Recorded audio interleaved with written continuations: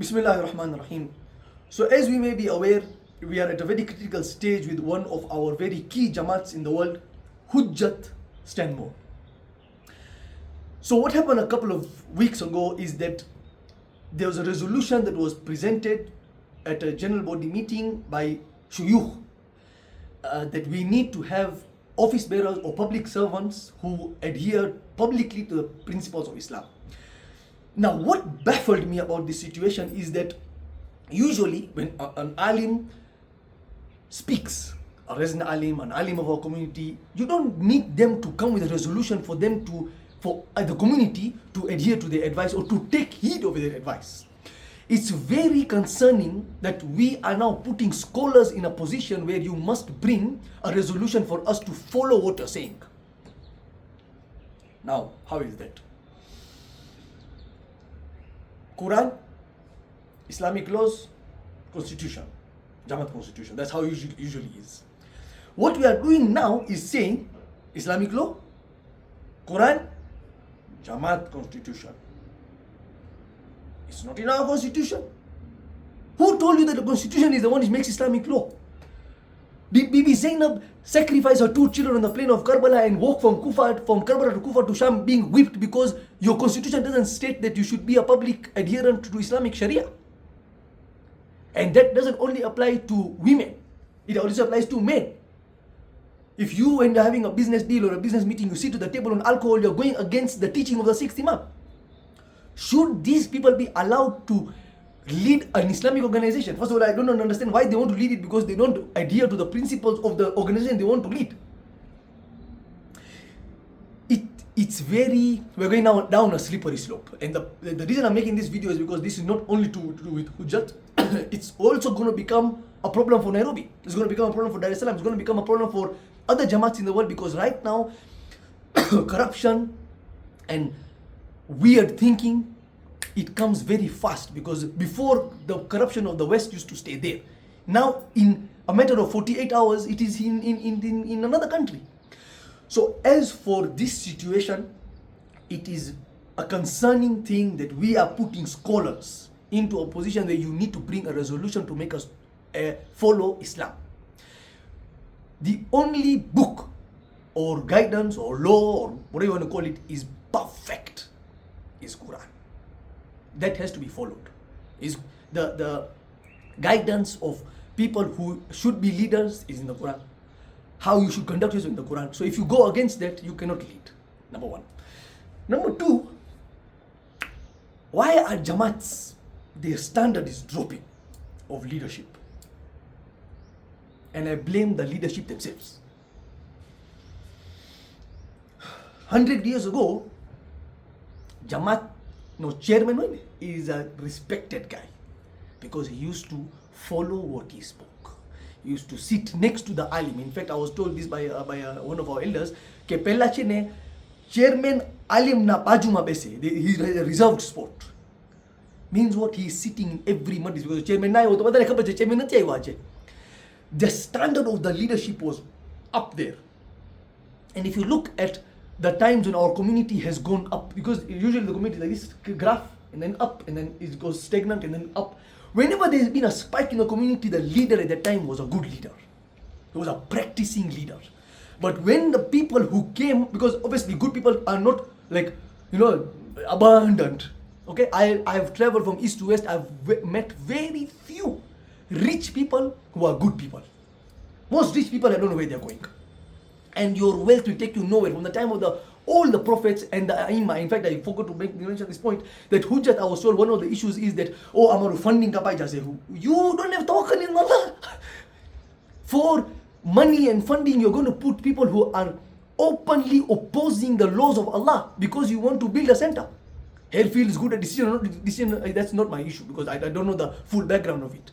But because you want funding from people, you're going to sacrifice the teachings and principles of the Rasul, of the Ahlul Bayt, who gave their blood for us.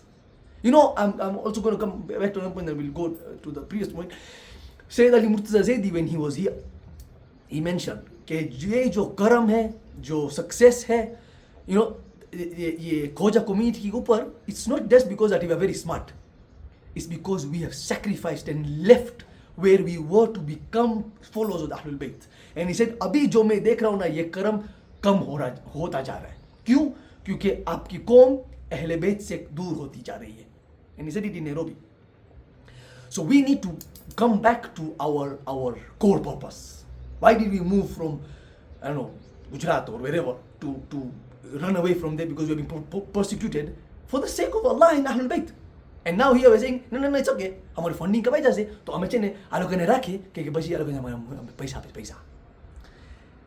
Rich people are the corruptors of society. Check it in the Quran. Very few you will find who use their wealth for the sake of Allah subhanahu wa ta'ala, and we need to do that as well collectively as a community. So coming back to why the Jamaat leaders and people are the problem first, and then I will explain why the society is a problem. A lady who is hijab bana, bro, you can't even see her hair. Kabisa anya sudi bana. Salam alaikum. Allahu Akbar, kila kitu, proper hijab, proper makhraj, even tajweed, tanween, everything she knows. But she is a gossiper. Fitna. Then what happens, the society sees that this woman, hijabi, namazi, azadari, kila kitu, tick. And then she's a gossiper. She's a person who brings fitna among people. Do you know what happens to society? They say, I don't want to be like you. If you are an azadar and you sit on a table with alcohol being served, because you know many times what happens, the fingers always pointed to women. Hijab nati perti, makeup kare che, kare che. What about the men? Nobody talks about men. Men can do anything they want. It's unfair. So if you are a public sinner, you should not be given any public office. That is first of all in terms of the resolution. But what I'm saying is, why is our community going down the path to say everybody is good? Anybody can lead, anybody can do anything, even if they are a public sinner. Because we have dropped the standard. An azadar has to be an azadar on the front line of matter and when he's outside. An namazi who prays namaz in the first line of namaz should be a namazi outside as well. Not a gossiper and a fitna monger. Because then it makes, you are spoiling the image of the namaz. You are a nothing. You see, there's a, normally when we sit with our other friends who do matam and all that, they say, Hamari pehchan hai ki hum azadar hai. So when namaz is going on, you cannot be found outside smoking. Then you're not an azadar.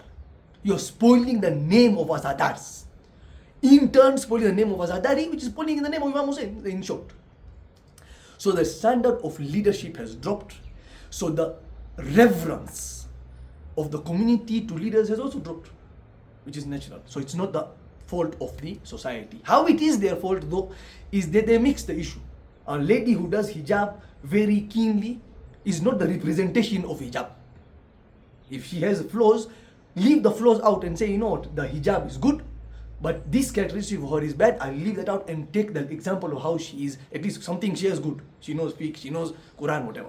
Same thing with a man. Nice beard, assalamu alaikum, even when he talks to women, he's looking down, very good. Learn that. But what he does when he's not adhering to principles, don't link the two together. Okay? So, in summary of this video, a few points I can't remember, but anyways, it's fine. Number one, people who publicly sin cannot have public positions in an Islamic organization. It is very sad to also see that Sheikh Alihusain, when he spoke, he said that this doesn't apply to other committee members, like subcommittee members. I don't agree with that, because if you are a subcommittee member or you're leading a subcommittee or are in the EC, publicly you cannot be a sinner. You can refer to the Islamic laws on the rules of Imam al-Jamaat. It'll give you a good idea. Number two, as leaders, as scholars, as hijabis, as azadaris, as namazis, we need to raise our standard.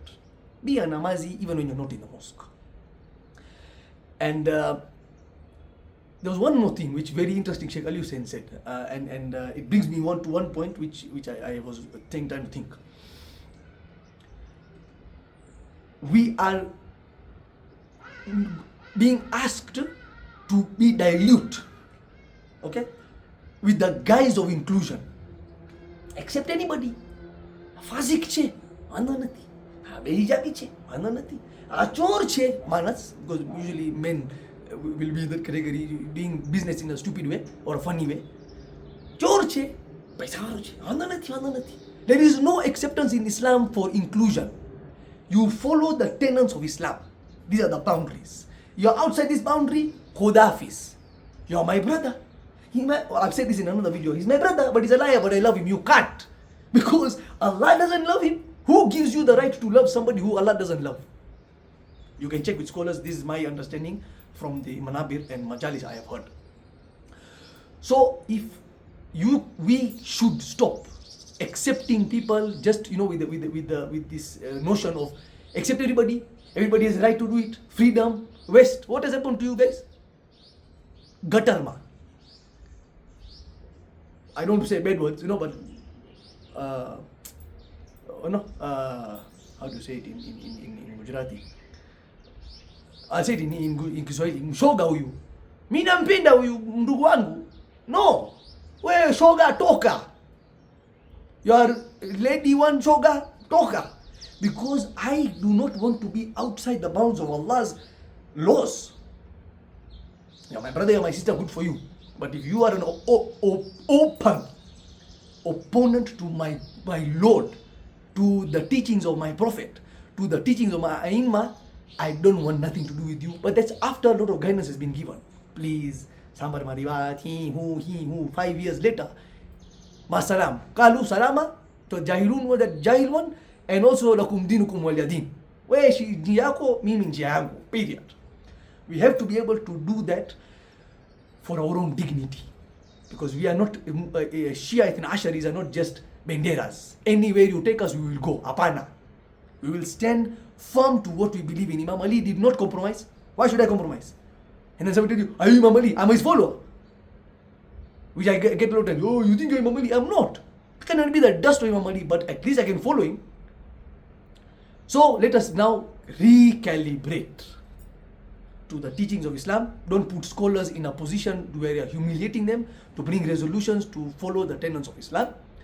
Although now it's going to be done, but fine. And I hope inshallah you'll all vote for the motion that people who are in public office must publicly adhere to the tenets of Islam and the teachings of Islam.